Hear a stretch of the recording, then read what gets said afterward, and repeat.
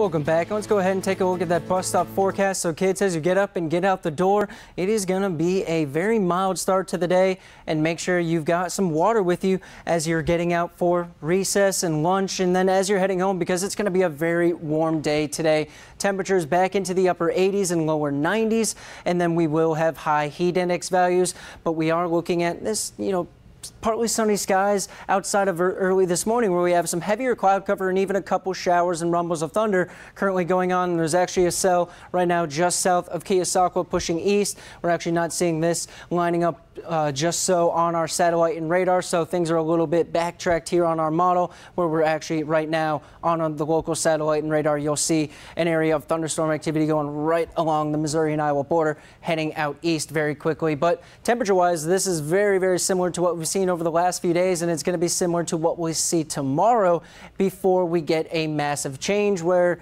some of the temperatures we're looking at right now will be our highs for Friday as well as Saturday. So here's a look at the remainder of the future track heading in towards the early afternoon hours. Some cloud cover building back in, and we're watching very intently at this line up here of showers and storms that is working its way along I-80 and expected to dip a little bit down to the south and impact once again here along Highway 34, maybe extending as far down as the Missouri and Iowa border. As for temperatures, just widespread 89, 88, 90, 91 degrees. Heat index values at this 1, 2 to 3 p.m. hour will be around 95 or more degrees. So very hot, very humid, very summer-like for only the last few days of the actual summer season. So here from about 3 p.m. onwards, we'll see this area of thunderstorm activity dragging its way across our northeast corners here, and then exiting out, heading in towards the overnight hours, really kind of quieting down, heading towards sundown, and then things get very spotty, very isolated,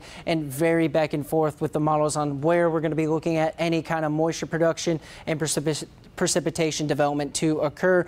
Otherwise, though, we'll head up in towards Thursday morning with some clearing skies here. Temperatures once again in towards the lower 70s. Take a look at this clear area back here, and then boom, showers and storms developing along that frontal boundary off towards our west. That will move in heading towards the later afternoon and early evening hours. Temperatures into the 90s again tomorrow, and then there's this line of showers and storms. Frontal boundary is, if you can see right here where these arrows are converging, that right there is that cold front boundary that will usher in those showers and storms well in towards the overnight hours. So that's going to help keep some of our severe weather chances at a minimum. We've actually seen a decrease from yesterday to today. That slight risk outlook is no longer in our area. That's off towards our north, but we do have a marginal risk for strong to severe storms over the course of early Friday morning. But by the time we get towards the later morning, early afternoon, we're going to start to see some clearing skies behind us as temperatures hover in towards the lower 70s.